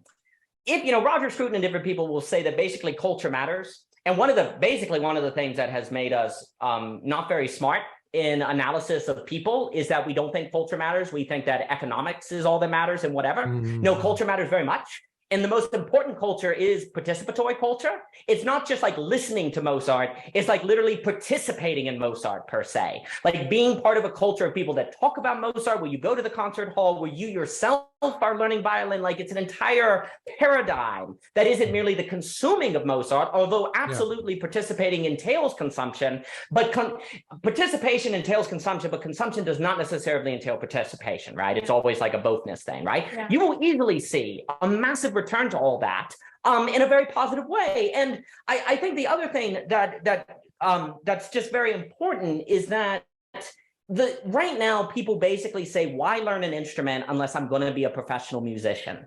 Well, guess what? There may not be many of those, or the only professional like musicians will be the ones who participate. The other thing that's going to happen is everyone's like, oh, AIs are just going to write the greatest novels, and that's all anyone's going to want to buy, right? Well, you will easily see what will happen is that people will write novels not to sell. Like, people don't write a book anymore unless they think it could be a New York Times bestseller. Well, the book may become something you write so that the 100 friends that you have buy it. You're aiming to sell it to 100 people or 50 people or 20 people, right? And then the book becomes a unique way to know how you experience the world. But right now, everyone is asking, what's the point? What is the future of art if AI is going to make all the books everyone wants? They're thinking about it economically. It becomes more relevant, doesn't it? It becomes even more like incredibly important, because it is the last vestige of where you could be human, right?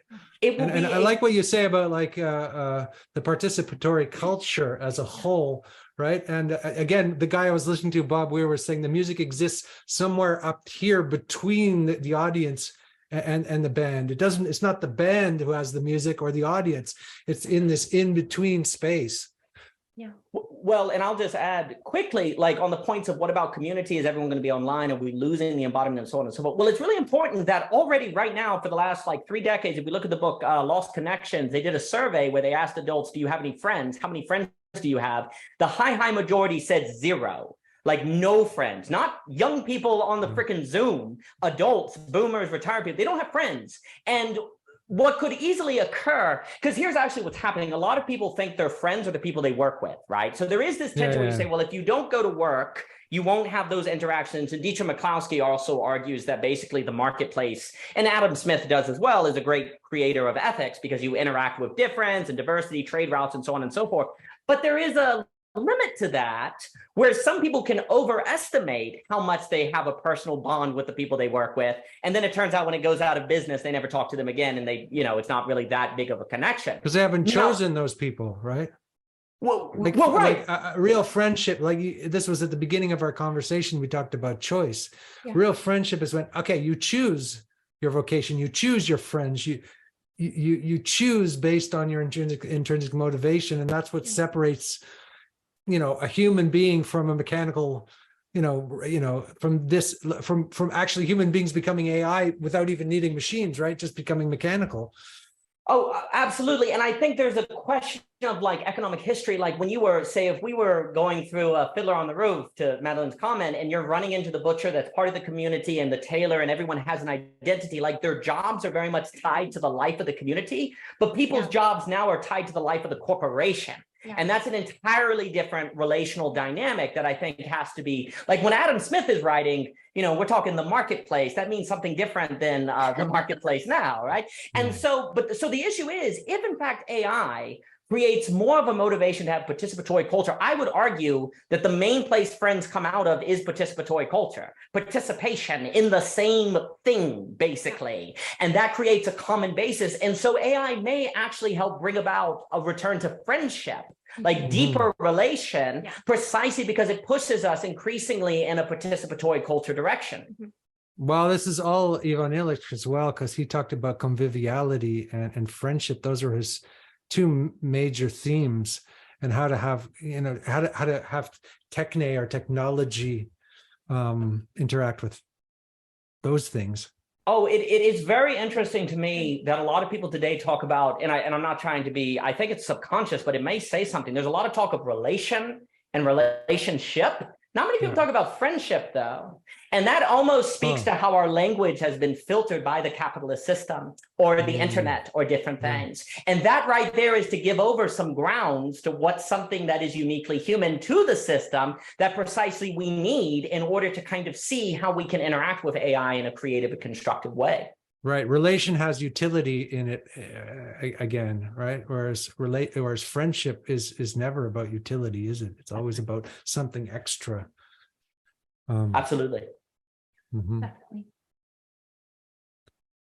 So we're at the an hour and a half point, which is kind of it seems to be the point where I bring in other people usually. So maybe we have Madeline here with us. Madeline, do you want to come and hang out with us and ask some questions and join the conversation? Madeline, is so awesome. Thank you. No, I have been hanging out with you. I mean, it's been fantastic.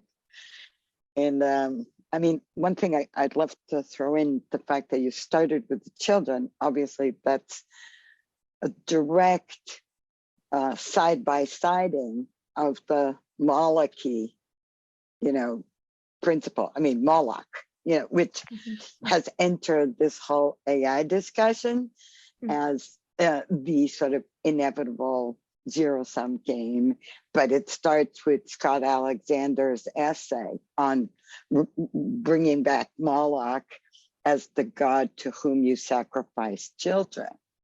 So the fact that you started there, I think, is already where I think that this conversation bifurcates from this really, I think, moment which independently of ChatGPT was already in full-fledged sort of populism and cancel culture and all this shit, which this woman, I don't know if you've heard of her, Eva Illouz, she's studies affections. Because I really think what you're talking about in intrinsic motivation, correct me if I'm wrong, is directly linkable with the conatus. I mean, it's a Spinozian, notion that being persists in itself, and it's inertia, and that's where the difference between sad passions and, joyful passions, and here we have, Nietzsche's gay science, et cetera, is that joy is that which increases your capacity to think and act.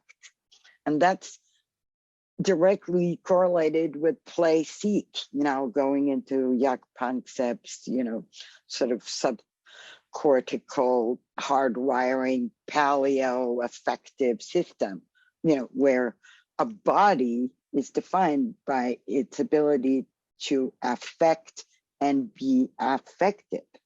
And this is why this divide between the virtual world, whatever, I get, very exasperated. I was in the McGilchrist, the McGilchrist and Bonita discussion, and almost at the end, I was like blowing up because all this armchair thinking that really does not have another generation in mind, really, except in a fearful, cholesterol-ridden way, is just talking about what we've lost, and I'm like, okay, look at this.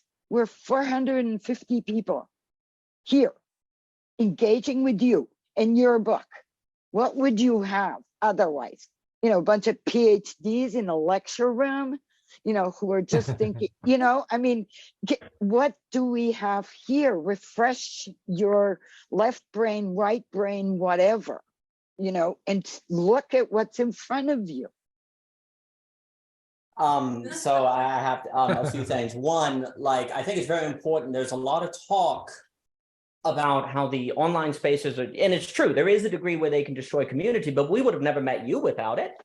You have to always keep in mind what you gain with the risk. And what we have to see in our analysis is AI is going to make the risk so obvious that then there won't be the space for plausible deniability. And that tends to be when people change, right? And that can be, there's just kind of an assumption of people's behavior. extended into the future. But the point you made, I think, and others have, that if it is resembling humanity, it's because we are not being human, meaning we're not alive. I mean, it's like the Johannes, what's his name? Niederhauser. Niederhauser, Dr. Niederhauser. Yes. I mean, he's like, thank you, GPT.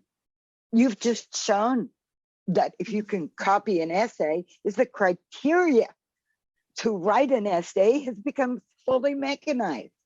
Never mind, the content doesn't even matter. All that matters is citations, which, you know, I mean, so that entire edifice is crumbling by itself, you know, but it was before. This is just showing. I think more. Well, as a teacher, I noticed that, you know, these PowerPoint presentations that you're forced to get students to give all the time, there's a certain dullness to them. They're just boring, and students hate them, and the teachers hate giving them out, but we still have to get these students to create PowerPoint presentations. And I found an AI thing, I can't remember what it's called, that just creates an instant power presentation. I was like, right away. So you tap in Ivan Illich, and it has a 10-page beautifully designed PowerPoint presentation on Ivan Illich that you can create in 1 minute. It's fantastic. It's great. And I think this is lovely, because then, you know, maybe people don't have to worry about all this, you know, design and fake stuff. They could just fill it in with their own stuff and play around with that particular technology, rather than it still is very obvious what is written by the AI, you know, and then I think that this makes me want to take that technology and subvert it in some kind of way. Like, again, and the generic quality of the writing makes me want to just start to write like James Joyce, or, you know, just do absurd, bizarre, wacky, out of the box kind of writing, which, you know, I think that's what we need to do now. Go back to surrealism or something, or go back to like turning things really upside down. Well, you know, that video from Dr. Niederhauser was outstanding. And I think artificial intelligence is going to unveil intelligence that's artificial. And it's just going to turn out that the majority of intelligence of society is artificial. And industrialized. Yes. And that's going to be and the other thing with the Molark thought experiment, a few things. We've been sacrificing children to Molark for decades. It's just that now we can't deny it. And that's but here's the thing, in Hegel, becoming aware is a change. Like, that's actually an evolution. Like, now you know you're sacrificing the future to Molark. So now you are responsible if you do it. And so that tends to be a forcing function that brings about change. Now, a lot of the Molark talk as well is based on game theory, right? A Nash equilibrium. If everyone does what's rational, you get a suboptimal result. We know how to solve Nash equilibrium. You do it with a non-rational action. And you know what a non-rational action is? Intrinsic motivation. You say, I'm going to do this even if it's not rational. So the solution to the Molark thought experiment is the game theory. Non-rationality is how you overcome rational impasses, which is another term I have for the Nash equilibrium. You see, precisely Molark, that thought experiment becoming prevalent, goes to show you how we think the only intelligence is rationality. And guess what? What we're finding out is artificial intelligence is showing us is that if we don't get dialectical intelligence with non-rationality that brings on a lot of stuff that you do, Mr. Sweeney, and other people, then guess what? We're going to sacrifice the future. So suddenly you are forced to entertain all of the non-rationalities of a Benjamin Fontaine, a Michel, tactile knowledge of a Planier, Blondel's action, all of these different things of the modern counter-enlightenment, because that's the only way to overcome Molark. So the entire notion that when you say we're going to sacrifice the children, we've been sacrificing the children. And actually, it just goes, the thought experiment functions to preserve our ideology because we can tell ourselves we weren't sacrificing them. We just might start. We started with that. Okay. That's really the event, you know, the atomic bomb. Okay. And we've repressed it with consumer stimulation, basically. It's actually because funny. I was thinking about Paul Virilio in The Art of the Motor, where he says that the Hiroshima was not a war crime, but a war against matter, like reality itself. And that was the creation of the speed, like the acceleration, that then you're constantly disorganized. The funny thing is, what AI will do is make things so fast that you won't actually be able to deny that things are too fast to follow, and so you'll quit. Like, what is the problem today? Everyone's trying to watch every video, consume everything, because they're like, I can keep up because the speed isn't so fast yet. But if it gets super fast, that precisely will make it apparent in the Illich sense, and that can help you overcome the problems of Virilio. Virilio is actually a very useful analysis, Art of the Motor, Information Bomb, and so on. And he definitely places Hiroshima as the beginning of the notion of the acceleration of everything that creates the disorganization. I love that part where he says it's a crime against matter. Like, and different things. No, but I mean, that on the other hand, I mean, it was also what brought about a shift onto epistemology around cybernetics. I mean, the Macy conferences was a panic that was much more material, you can say, than the ChatGPT. The ChatGPT is yet another manifestation of a shift, a necessary shift, where we go from domination, which is Spinoza's potesta, to potentia, which is the power to affront, to the power to affront the potesta, which is what wants to dominate. And that go back to bonobos all the way down. Okay. Yeah, we have to, like, in a way, there should be a fine line between not falling into, let's say, depressed dystopianism, but also we need to keep the horror in mind. I think this is very important. It's important to remember Hiroshima, to bring up the Moloch god, to see that this is happening, to be aware of the horror. It's like, this is why there are gargoyles in front of Notre Dame Cathedral. It's to remind us that if we're going to enter the sacred, we have to keep the horror in mind. Again, another thing, another very salient thing that Ivan Illich is always talking about. Well, I mean, to that, I would just say that that's why it's important to realize in Hegel, the point of dialectical thinking is for speculative thinking. You see the bothness in order to speculate. Like, Hegel is not primarily a dialectical thinker. He's saying, look, if you follow a concept, it both goes into horror and to good. So what can we speculate about the nature of the world and what we should do in the world, given that everything has a dialectical movement within them? The dialectic is only the movement of thought, and then you speculate based on that movement what we should do. And so likewise, the key is to realize, yes, you want the Molark thought experiment precisely to realize the need for non-rationality.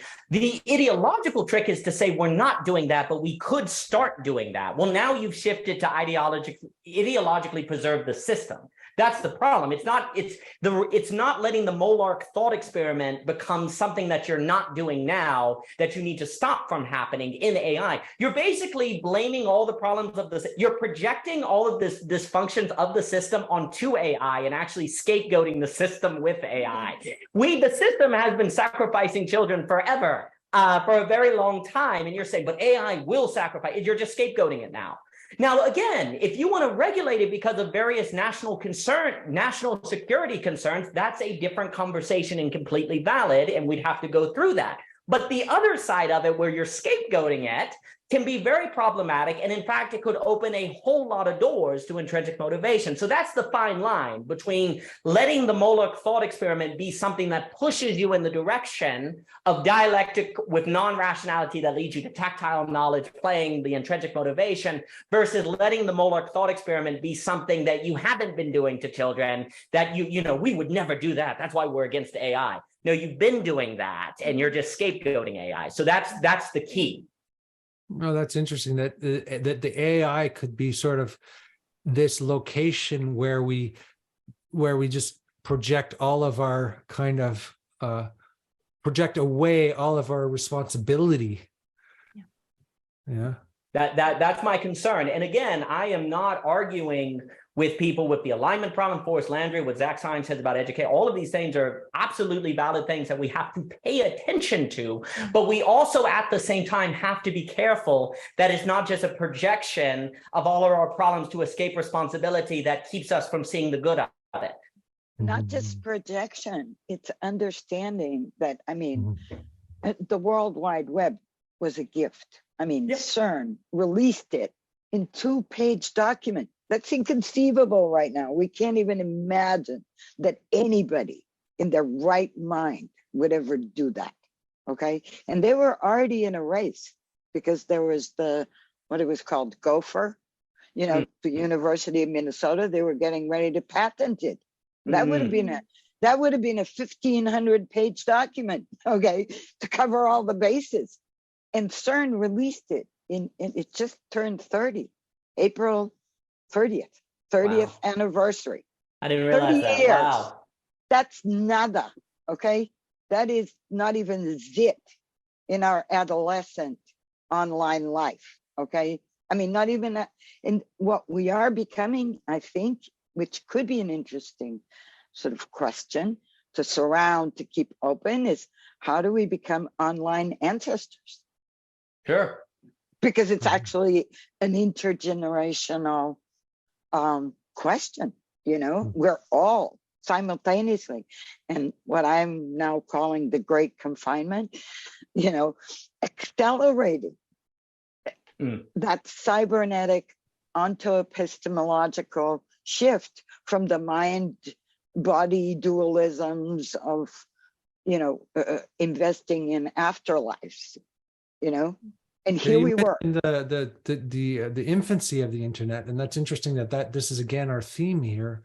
It's like we're all infants in this experiment in a sense, and we don't know what it's going to be. At the same time we have all this history, right? So it's like I'm very interested in like the question of, okay, on one hand, there's nothing new under the sun, right? We're still fighting the same sort of cosmic battles as we always have been, and there's just nothing new at all. It's just that the context is so different.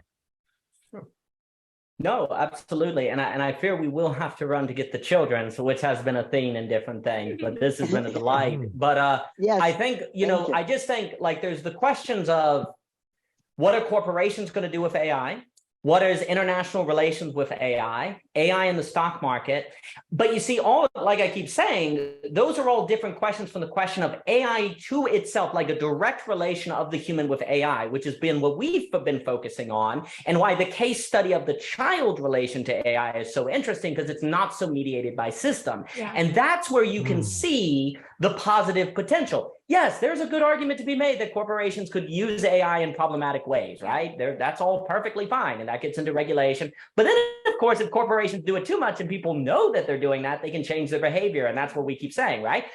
But you see, it's the issue with it is if we keep looking at AI as something that's going to replace human beings, then we've already lost, because we've said that is what humans are, and that's it.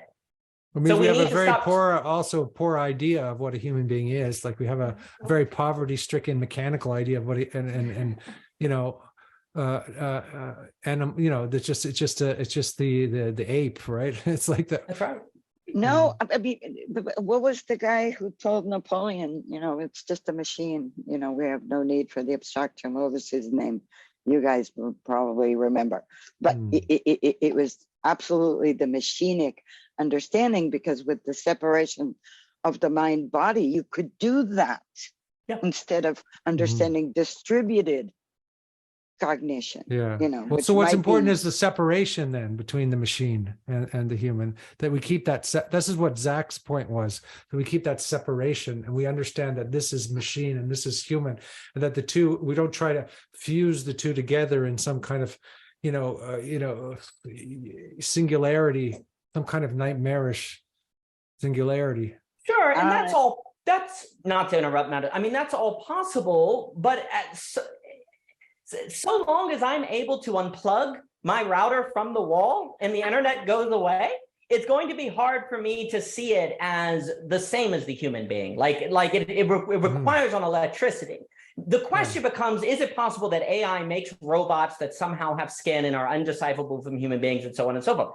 Possibly, but that's kind of a different question. You see how all the questions kind of get conflated together, right? In different things. And the last thing I'll say that is so important, AI, one of the things that does excite me in the sense of the life of the creative, like if I were to ask you to come up with an entirely new art form, like, you say music, writing, painting, dancing, glass blowing, but it's really hard to think of a new form, right? We can tend to think of different books and different stories, but what about a new art form? What if AI is the tool that humans need to work with to come up with forms of art that we can't, with our current intellectual capacity, imagine? See, that's the thing we got to realize. Maybe AI, whatever form we currently have, maybe AI will master and be better than any human beings. But because of AI, we may be able to create forms of art or forms of society or forms of life that we can't even imagine because it's too freaking hard. Like Plato knew that thinking new form was like the hardest thing in the world. It's like, it's one thing to think accident, and arguably you can't even think form in some of the old philosophers. But some of the things that I think we'll see with AI is actually an emphasis on creativity will move from making a new story to emphasizing new forms of art. And we were speaking at the net with Ebert and different people about that. Like, is there new forms of art that you could do in outer space that you can't even imagine? The other thing is it's completely unimaginable that the human race would ever have the experience of the edge of the galaxy without AI, right? Like, it's not possible without AI to create or figure out all the logistical problems to have the phenomenological experience of being at the edge of the universe or Mars. Now, I know there are time constraints and all those different things, but the point I'm getting at is there are unimaginable experiences, phenomenological experiences that are only going to be possible with the AI technology. And you see, we're thinking about AI mastering all of the currently existing paradigms and forms, and we're like, oh, those are going to be exhausted, so we're useless. No, the AI is going to open up horizons of unimaginable forms and horizons that we are going to be able to do the AI to have, and thus have phenomenological experiences we could have never had before. So there's another reason in form creation to see possibility here. Not just if humans are replaced, then we will start thinking beyond what we've been replaced in. If the forms we are replaced in or bested in, we will then go great. And then also, if AI makes the greatest novel ever, Emilio made this point, we get to enjoy it. Like we get to experience the greatest novel ever, right? That's what Tom was saying is, like, let's say you have a simulated Socrates. So, and I said, well, what would happen if, because Zach was speaking of this as a terrible thing. That would be pretty good if you could ask some dating advice from Socrates, or I don't know if he's the guy to ask for that, but in any case. That's exactly right. Well, if the average person, whatever the avatar is, maybe we can bring back these wise beings and converse with them or something. Well, yeah, Madeline just now put it very well. We're always focused on AI besting us at what we are currently enframed in, without realizing that if it bests us in what we're enframed in, that opens us up to the revealing of what is beyond the frame. And so that's the freak theory. That's what the terror is the precondition for the possibility. When Hegel tells us, we always got to remember, when he tells us the owl of Minerva flies at dusk, flies. Everyone wants to fly. Kids imagine flying, but the owl only flies at dusk. Humans take flight at dusk, and we've always dreamed of flight. Well, that requires dusk. Very beautiful. That's kind of a nice way to maybe perhaps end our conversation, except I want to just see if Michelle has one more thing to say before you pick up the kids. If you have any final final thoughts here. Oh goodness, no. I mean, I think that, just to bring in Hegel a little bit to understand things as AB. I think we have to try to be as fearless as we can as we embark these unknown waters, and I think hold on to the fire that you have within you. That's going to be what lights the way, and that's really simply it. Try to cultivate the things that you don't have to do, so that you can have a better bearings when you don't have to do it in the future.